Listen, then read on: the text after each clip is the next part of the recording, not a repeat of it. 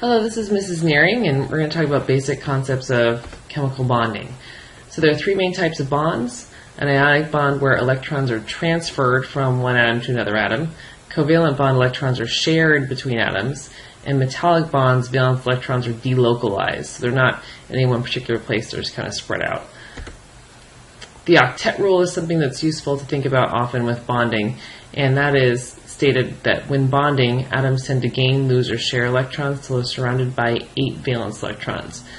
That means they're going to have a full valence S&P subshells, so they'll have S2P6, and that is what most noble gases look like, with the exception of helium. So this is sometimes referred to as noble gas NB.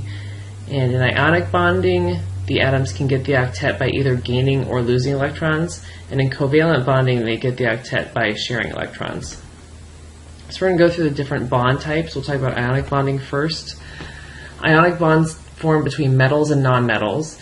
The metal atom will lose electrons, and we'll note that metals tend to have very low electronegativity, so they don't have as tight of a grip on their electrons. The nonmetal will gain electrons, and nonmetals have high electronegativities, so they have much stronger pull on the electrons. So nonmetals will take the electrons away from the metals. The result is you'll have a positive cation and a negative anion, and that results in electrostatic attraction between the positive and negatively charged ions. And we know from before that we can describe the strength of this attraction using Coulomb's law. So the attraction holding them together is known as the lattice energy of an ionic compound. The lattice energy is dependent upon two things, again, that we know from Coulomb's law: the distance between particles and the magnitude of the charge. So in the case of ions, we want to think about the size of the ion. So as ionic size increases, the distance between the charges increases, so the energy will decrease. So larger ions will have smaller lattice energies, smaller ions will have larger lattice energies. And what we mean by that is if you have a large lattice energy, it would, for example, mean that it would take longer to boil or melt. So you have a higher boiling point, higher melting point, because those ions are highly attracted together, so it will be harder to break them apart. And it is also dependent on the charge of the ion. So as charge increases, the Q values will increase, so the energy will increase. So those substances will be more attracted together, they would have higher melting points.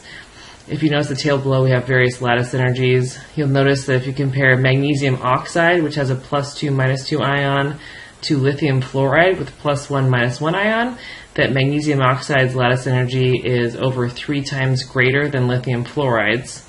And if you look at lithium chloride versus lithium fluoride, you'll notice lithium fluoride has a higher lattice energy, and that is due to the size of the ions. So the fluoride ion is smaller than the chloride ion, so it will have a higher lattice energy.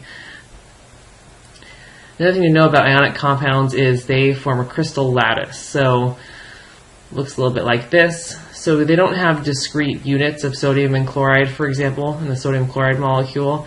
What you have is just a large pattern structure, very ordered, what we call a lattice, where it goes sodium, chlorine, sodium, chlorine, sodium, chlorine. Metallic bonding. You'll notice that if you look at the metals, they don't have very many valence electrons, so they can't really form covalent bonds the way nonmetals can. So what they do is they form large groups of atoms that share electrons among them. So they share in a different way than covalently bonded nonmetals do. You can think of a metal as a group of cations, so positive ions, suspended in a sea of electrons. So all of these metals have valence subshells that are very similar in energy, allowing the electrons to move really easily between the subshells from atom to atom, and that's what gives them such great electrical conductivity and thermal conductivity and ductility, meaning being the opposite of being brittle, and they're malleable, so they're bendable. And that's explained by this model of this sea of electrons. Metals will also form lattice-type structures similar to ionic compounds. Alloys. So most metals we use every day are actually alloys, combinations of 2 or more elements. Some examples: steel is an alloy made mainly of iron with some carbon in it. We've got stainless steel has iron, carbon, and chromium. Brass is made of copper and zinc. Bronze is made of copper and tin. Sterling silver is made of silver with a little bit of copper in it. So many alloys you are familiar with.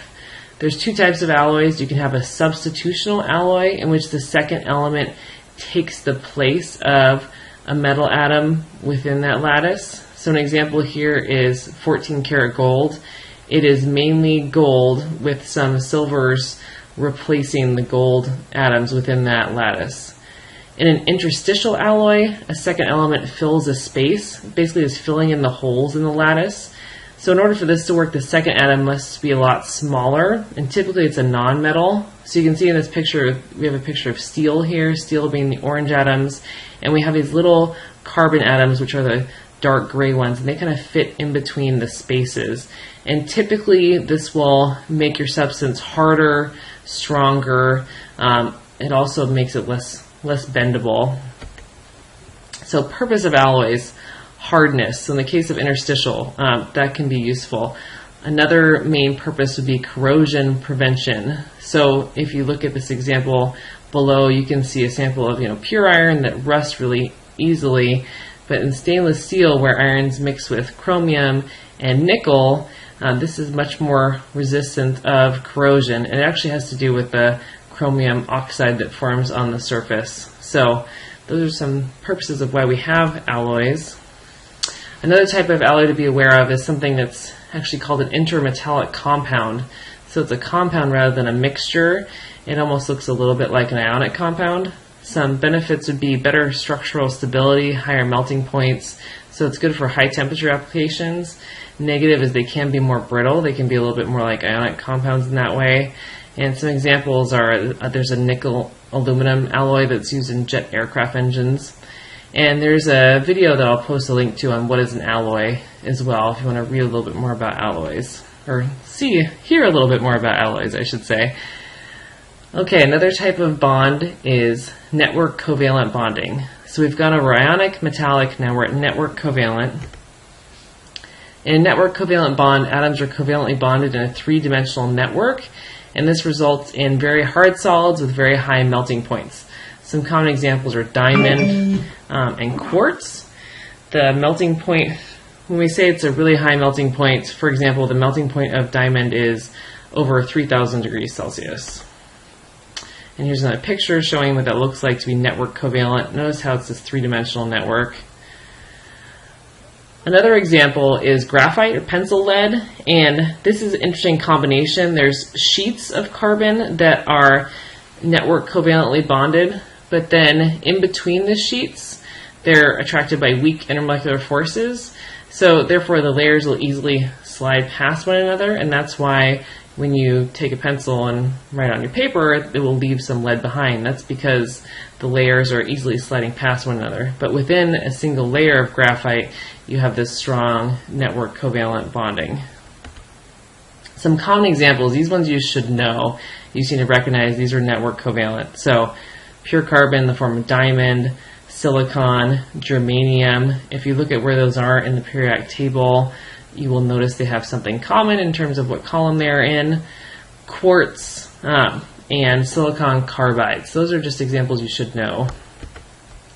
Semiconductors. So within interesting application of your network covalent subgroup here. So in a semiconductor, you have to really understand more about semiconductors, you have to understand something called molecular orbitals, which we won't go into in a lot of detail. But what I will say is that when these atomic orbitals overlap, they'll create things called molecular orbitals. And you can have two types of molecular orbitals. There are bonding molecular orbitals and anti-bonding molecular orbitals. The bonding ones contain electrons, and might also call that the valence band. And then there's this anti-bonding molecular orbitals, and those are slightly higher energy and they're unoccupied. So they're open, there are no electrons in there. The difference in energy between those molecular orbitals is referred to as the band gap. And the band gap is what determines whether a substance will be an insulator, a semiconductor, or a metal. In metals, the energy gap between available orbitals is 0, so it's really easy for the electrons to move. And I'll flip back to this picture. So you can see in the metal one, the valence band and the conducting band are right next to each other. So electrons can move really freely. It conducts very well. In an insulator, over on the right, the opposite side, you'll see there's a big energy gap between the valence band and the conducting band. So electrons will not move freely between those. So insulators do not conduct electricity very well.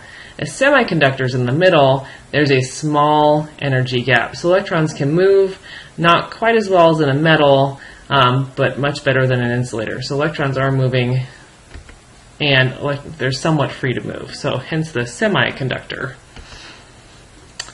And you will notice that the semiconductors tend to contain group 4A elements such as silicon and germanium. They have 4 valence electrons. And there are also some inorganic compounds that may also be semiconductors. And one of the topic relating to semiconductors is doping. So semiconductors tend to have 4 valence electrons like silicon, germanium, and what you do with doping is you introduce a small amount of impurities, and that will actually increase conductivity. And you can have N-type or P-type doping. In N-type doping, you'll add an element with more electrons. In P-type doping, you'll add an element with less electrons. So in N-type, you'd be adding something from group 5. In P-type, you'd be adding something with group 3.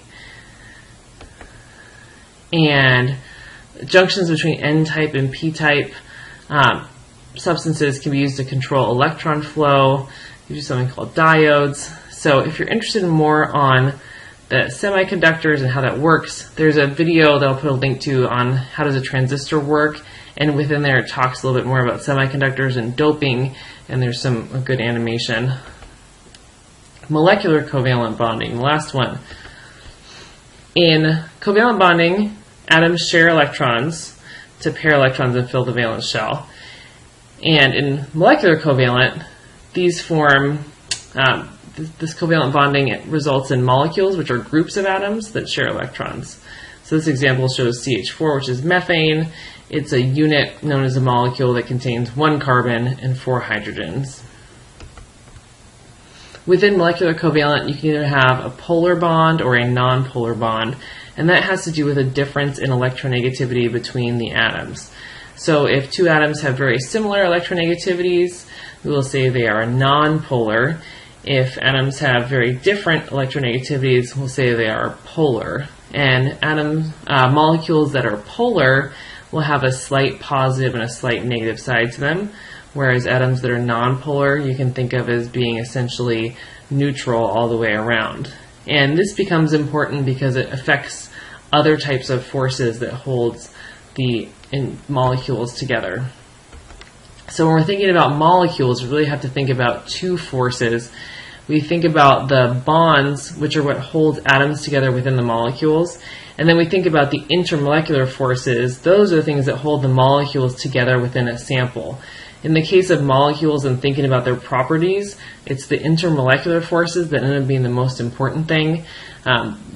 What gives water a boiling point of 100 degrees has to do with its intermolecular forces that hold the individual water molecules together. So to review the 4 main types of bonding is we have metallic solids, in which they're sharing a network of delocalized electrons. So think of a sea of electrons surrounding these cations, these positive cores.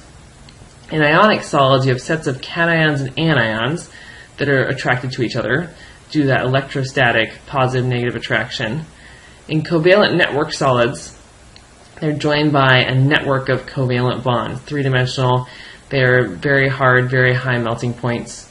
Molecular solids are discrete molecules, so individual sets of atoms, and those molecules are linked to one another by intermolecular forces that are also called van der Waals forces, and those are the things that tend to affect their properties the most.